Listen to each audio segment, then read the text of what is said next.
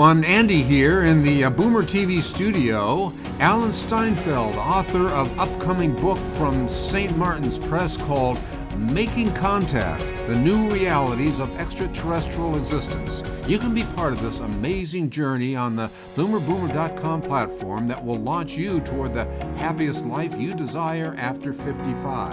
And now, Alan Steinfeld.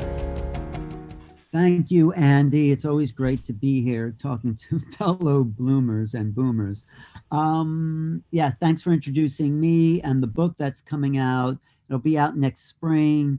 It's called Making Contact, and it's about, is it true that we are really part of a greater cosmos? Or are we just a freak of nature like science has told us, since they haven't found any life out there, even though they've been searching, they say, with the SETI telescopes and looking for radio signals.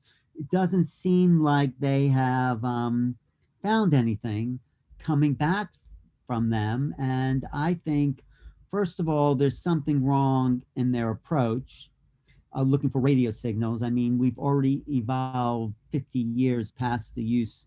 I mean, we're still using radio signals, but that's not the ultimate form of transmission. And they're still, with their telescope, SETI, the Search for Extraterrestrial Intelligence, which is funded by the government, is still looking for radio signals. So it seems like they might want to update their mechanisms for searching for life. The other thing is, there seems to be thousands, probably hundreds of thousands of people that have claimed contacts, sightings, interactions. The movie Close Encounters of the Third Kind was not just something someone made up. That was written because there were these encounters that that people had, and that's a term. Close Encounters of the First, Second, and Third Kind was developed by a guy named J. Allen Hynek.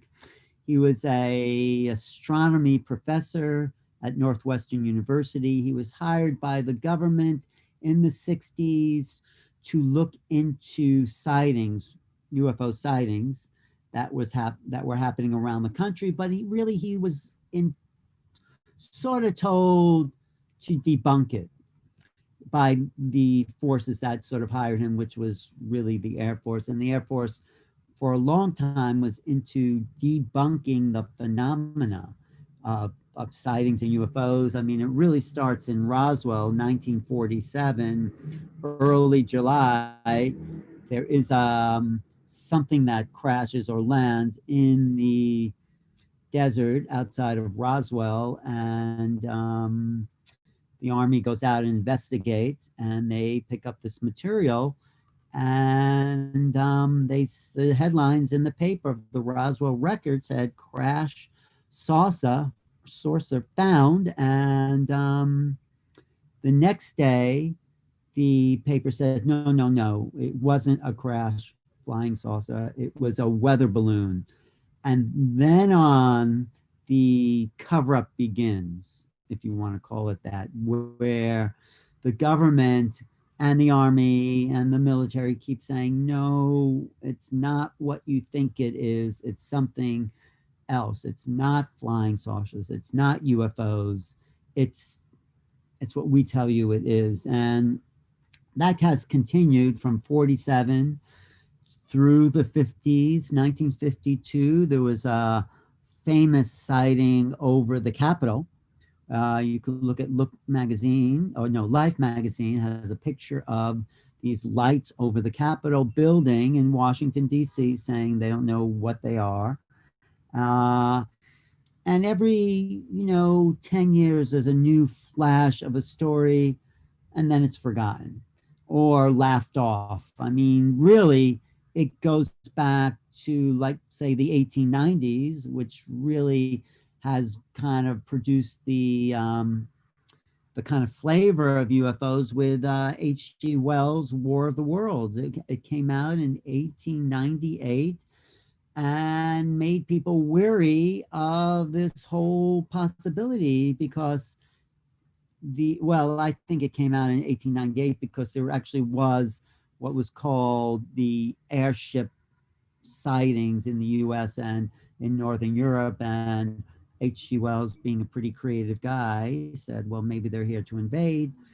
And of course, that was picked up by Orson Welles, no relation to H.G. Wells, in 1938, where he did the famous War of the Worlds radio broadcast, where he did announce that this is a radio drama, but some people tuning in late obviously didn't hear that, and there was a panic in the streets. I think my grandfather even said he was really worried, and they were going to try to hide out from the Martians, and it was a real national drama, and of course it was came out the next day that it was really Orson Welles' Takeoff, adapted to the U.S. Of H.G. Wells' War of the Worlds. So there was this kind of a fear factor that went into the whole phenomena. Then we come to 1947, a few years after, the awful war of World War II, and the government had decided at that point, or after the reported crash, that they weren't going to make people panic by saying, guess what, there are these unidentified flying objects here, or flying saucers. I mean, actually, it was a week before Roswell that somebody was flying over Mount Rainier. What was his name? And he saw these objects, these saucer-like objects skipping along, and named the phenomena flying saucers. And then a week later, there was this crash in Roswell where they found remnants of some kind of, I would say, off-world vehicle. And it was covered up. Of course, people say it was taken to Wright-Patterson Air Force Base. And the cover-up really began then and has been maintained. So going back to J. Allen Hynek, he was hired as an astronomer by Blue Book, which was a government agency to investigate the phenomena, but really to debunk the phenomena. So Hynek comes along and he says, he starts to investigate this information that people are saying they've seen and sightings. And he said the one big mistake was to go along with the government story and say, no, these people were just seeing swamp gas. Actually, there's a whole series on, I think it's a History Channel, called Project Blue Book, where it goes into the life of J. Allen Hynek and his conversion from covering it up to saying, well, I think there really is something here. So after he made this swamp gas blunder, which, as he calls it or refers to in those kind of terms, he then starts to really look at the cases and starts to identify them or categorize them into close encounters of the first kind, which is really sighting of an object from a distance, close encounters of the second kind, where the object is much closer and there's some sort of vibrational effect from this flying object, and close encounters of the third kind, where you actually see these beings or some creature or entity with these crafts. And then people have taken that on further, called close encounters of the fourth kind and fifth kind. Like that would be, being taken aboard a ship or being examined, or in some cases, what they call alien abductions. But I think that's a little too much right here for people. I just want to present in these first maybe few episodes the possibility that something does exist. And so that sort of brings us up to date. So the 60s, there was this dialogue between the government and people who've said they've witnessed these objects. And then there's always the debunking, or what's been called the giggle factor. Scientists still say, like, there's this ridicule factor. If you come out and say you've seen something, And most people tend not to believe you because it is sort of ridiculous to think that there are vehicles from other planets coming to visit us here, but it's only ridiculous if we think that this is all there is. And obviously, there's a lot more going on than just this little blue planet. And there is a possibility of other sightings, of other vehicles, of off world vehicles coming and interacting with humans. So that brings us here to the most current reiteration. And maybe next week I can actually show some slides. Um, it brings me to the New York Times article of December 16th, 2017, where suddenly this was front page news. I think it was even Fox or maybe it was CNN that up until December 16th, 2017, it was okay to call anyone who believed in UFOs a crackpot. But after that, after the front page announcement, actually it came out in 2000 on December 16th online. On 2017, it was actually in the hardcore copy of the Times. And the headline, if I can get to that, says, and you can look this up if you go to New York Times online, it says glowing auras and black money, the Pentagon's mysterious UFO program. So this was, like I said, front page news where the government finally admitted that they were studying this phenomena. And what is also interesting is that in that article, if you especially look at it online, you will see the video. It says video shows an encounter between a Navy F-18 Super Hornet, which is, I guess, a really advanced jet, with an unknown object. It was released by the Defense Department Advanced Aerospace Threat Program. U.S. Department of Defense is the organization that gave this video proving that there was something there to the New York Times. So let me just see if I could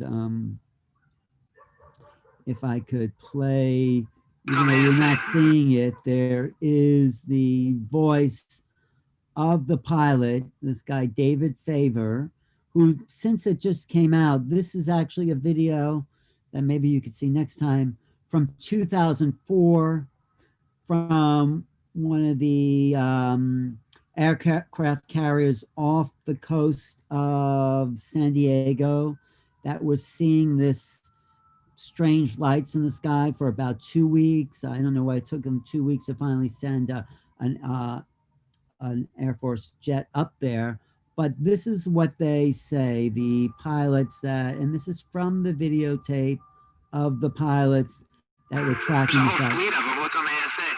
He says there's a whole fleet of them. Look at the NSA. I guess that's the monitor for looking at their radar. Okay, let me play it again. My gosh. They're all going against the wind. The wind's 120 knots from the west. Look at that thing, dude. Anyway, the footage shows this small little this little tic-tac type object. It looks like a little tic-tac object flying at high speed, changing direction, getting very low to the water off the coast of San Diego, and then just zooming out of sight. So the government coming forward, admitting this, giving this footage to the New York Times, caused quite a scandal. And at the New York Times, the under the headline, it says a $6 billion annual defense budget gives $22 million to the Advanced Aerospace Threat Identification Program. So this was an acknowledgement that there was money given to what was called a secret program or a shadow program that began in 2007, and that was funded by Harry Reid, senator of Nevada. He's actually a Senate majority leader who okayed this program to start the investigation of what was going on there.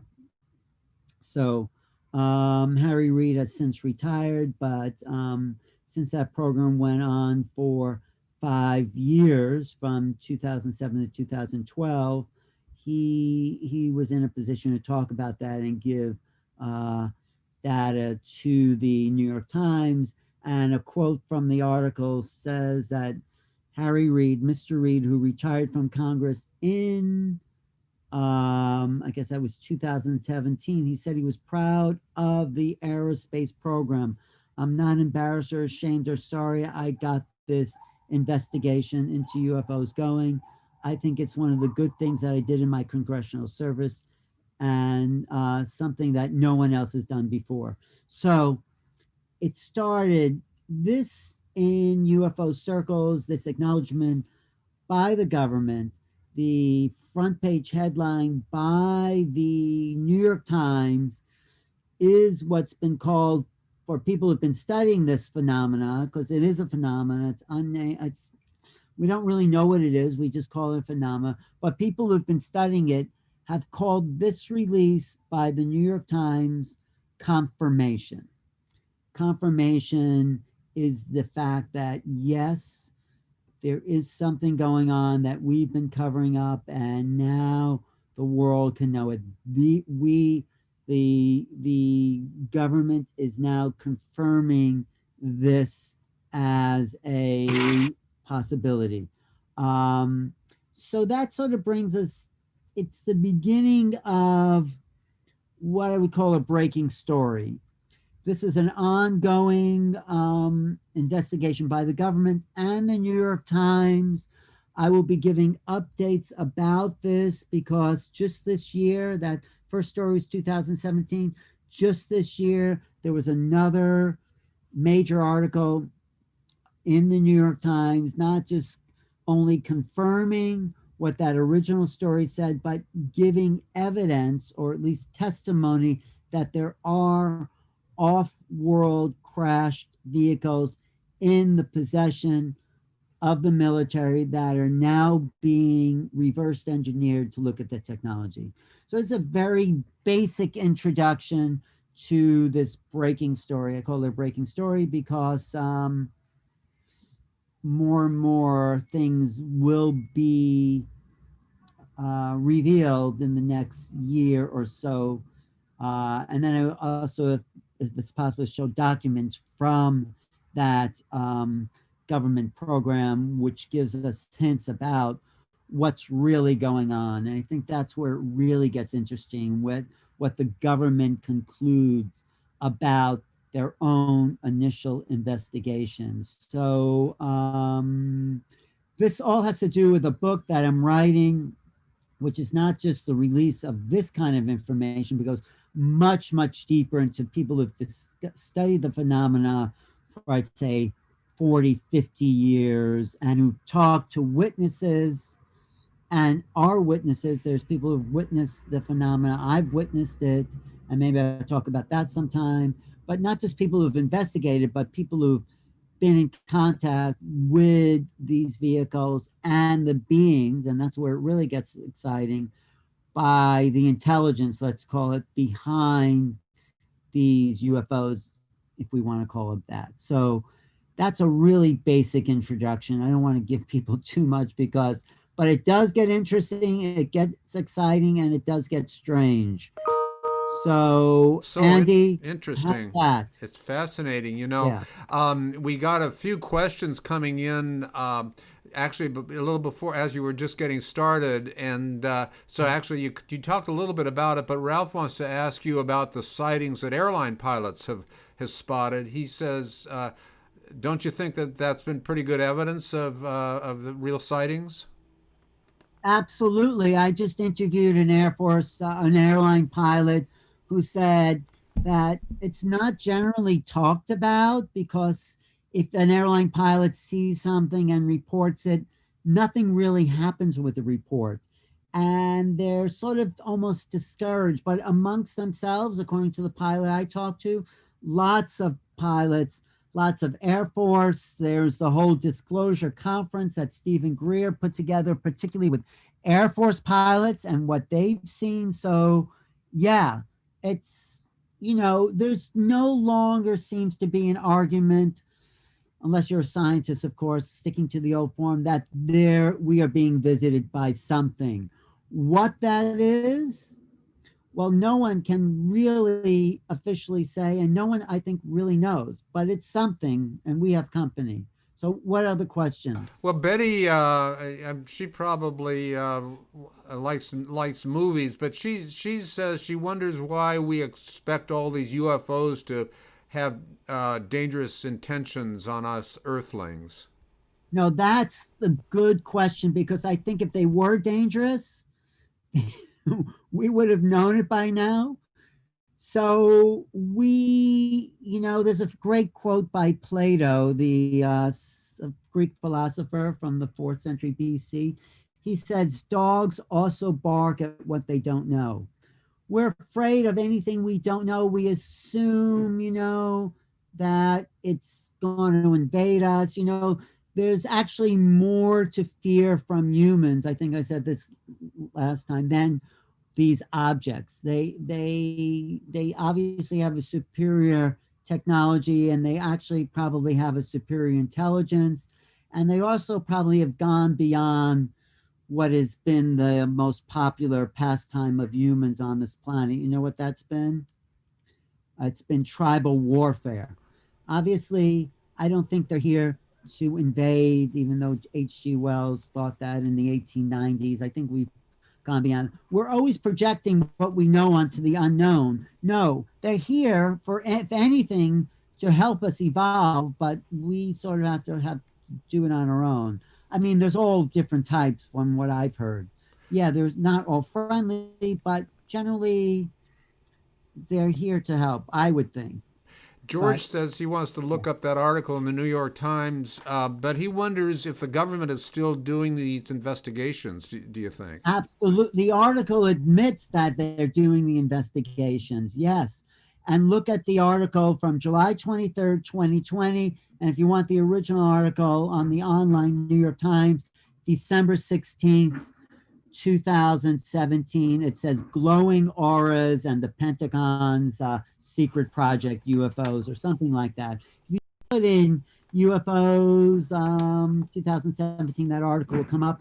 And the article, I did want to go into more detail about the article, because the article also mentions a guy named Robert Bigelow, who was interviewed on 60 Minutes, saying absolutely there are UFOs and ETs visiting this planet. So, this is a very basic discussion. If you've already into the phenomenon, there's a lot more to it. But I don't know who your audience is, so I'm giving you very baby steps in introducing the phenomena to your audience, Andy, Yeah. because Well, it's probably yeah, a go ahead. mixture of a little bit of everything. There's one here. One last one I got here was from Beth, and she wonders why so many of the UFO sightings seem to be around Nevada. Now she says she knows that they have some top secret military bases there. Maybe they, I don't know. That's what her question is. Maybe those bases have some facility to look up into the sky or something like that. Well, there is a huge association between nuclear weapon storage sites and UFOs. It seems like there is this connection, and I do think it's because they don't want us to blow ourselves up accidentally. So there is a lot of there was this case out in Montana, I don't know what the Air Force base out there, where the nuclear weapons were deactivated by the UFOs above them. So there is a relationship between these UFOs and military bases, absolutely, Gordon Cooper, the astronaut from the 60s, the Apollo astronaut, said that he shot video of UFOs over what was the Air Force Base out in Arizona, Nevada, with Oh, Dulles or one of the Air Force. yeah, I know which one you mean. Right. There's that. It's kind of a Yeah. secret base, isn't it? Oh well, Area 51. Yes, that Oh, one. I think is what you're okay. talking about, right? Okay. Yeah, Yeah, that that's. that is the secret base. And I've got lots of other testimonies by presidents who say, "Oh yeah, I don't know what's going on in Area 51." And then, of course, it's already been let out that by a whistleblower named Bob Lazar. If you're interested, if your listeners or watchers want to look up Bob Lazar, he supposedly told us that there were these crash retrieval UFOs being reverse engineered at Area 51.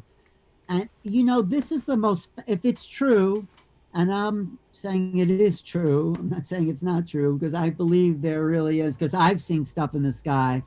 This is what a friend of mine calls the Super Bowl of all stories.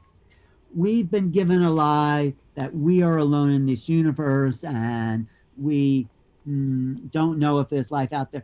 The universe, and this is just my opinion, is teeming with life and intelligence, waiting for us to grow up. And so it's interesting that the first real contact was in 1947 out in Arizona and it was investigated by the same Army aircraft that dropped the bomb on Hiroshima and Nagasaki. And so there's this, I think the nuclear weapons activation alerted, this is the joke, alerted the rest of the cosmos to the fact that, the teenagers have the car keys. And we better keep an eye on them. So That it's sounds like right. that. Yeah. It is like that. There is a lot of humor to it, but it's a really fascinating, ongoing. This is a breaking story, and it's going to keep breaking. And hopefully, my book will put it over the top in a sense, like people start to take notice that, because right now you see it like maybe once every 6 months on some newscast, like, oh yeah, there Yeah. was a sighting, we don't know what it was, Yeah. and what's the weather, what's on for sports or Hey, well, whatever. Alan, talk about your book before we go. All right, so it's going to be coming out, and these programs are sort of a build up to the release. It's coming out next spring, I'd say May, June 2021 by St. Martin's Press. It's called Making Contact. And what I've done is collect what I call the best minds in the field. Like I said, there's people who study this for a living, a profession. They go around and lecture at conferences and they on news reports. One of the person who leads off the whole collection is Nick Pope, and he used to work for the Ministry of Defense in the UK, Britain, investigating UFOs. So he's always on Fox News or CNN or whatever news program you look at. I don't look at Fox for those wondering, but he is on that. And so he's in there, and people like Linda Moulton Howe, who's been investigating this, and cattle mutilations, which she associates with UFOs. Whitley Strieber is in the collection, who wrote the book called Communion. They also made a movie about this. Who else is in there? There's people maybe you haven't heard of if you're sort of mainstream. Mary Rodwell, John Mack, who really legitimized the phenomenon by interviewing. He was a psychiatrist who ran the Harvard Medical School of Psychiatry, and he said these people who are interacting with these beings are not crazy. They're having a real experience that's real to them. So he sort of sanctioned this, what's called alien abduction phenomenon. I'll get into that on some later programs, but he's in this collection. My experience is in this collection. So it's a collection really of 11 essays that go from the outer phenomena, which I've sort of talked about today, to the telepathic kind of interactions with these beings. That is a little far out, but I'm not arguing with someone else's reality. So you can also look at me on my program, New Realities, where I go and investigate lots of forms of reality. So this is just part of it. I'm going to be doing a class on what's called remote viewing at the Open Center. So look at the Open Center. This is where you project your consciousness to kind of have a psychic vision of other places, other locations, other possibilities. I go into a whole phenomenon. It really was about this psychic spying program that the CIA put together out of the Stanford Research Institute, about how to actually look into other locations to psychically, remotely view phenomena. Wow. So I know it sounds really way out when Oh, I hear myself talk about it's it. cool. I'm excited to learn more about it. That's going to be neat. It is Hey, very neat. So look up yeah. remote viewing at the Open Center. I think that is coming up November 19th. And my YouTube channel, youtube.com/new realities, where I go deeper into this Pentagon secret program, because that's something that to watch in the next coming years when they start to really haul out the secrets. So, Fantastic. Well, all Alan, right. that's been great. And I I want to have thank. a show coming up next week, don't Yeah, I? yeah, yeah, yeah. Mm-hmm. When is Absolutely. that again? Let's see. I'd have to look the topic up. Da da da da. Is Let's it the see. Friday? I know it's going to be a good one, but I don't have it on my I think fingertips. it's a week from today, actually. I think it So, is. I think it is. all right, It all right. is. Let's talk anyway. I want to get you maybe a PowerPoint or what. Yeah, Or, yeah. Well, don't run away.